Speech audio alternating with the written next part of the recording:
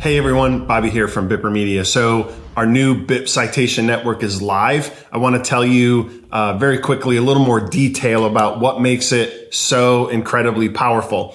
So everyone knows AI. AI is here and businesses are trying to figure out, how do I optimize for this new AI world that we live in? And everything's powered by AI. Google Search, Google Maps, ChatGPT, obviously, Alexa voice, Siri voice, everything, as you know, and you've heard, like, this isn't new. Everything is now being powered by AI. So how do you as a business optimize for this AI world that we now live in? And that is called Schema Markup. So the technical is JSON LD Schema.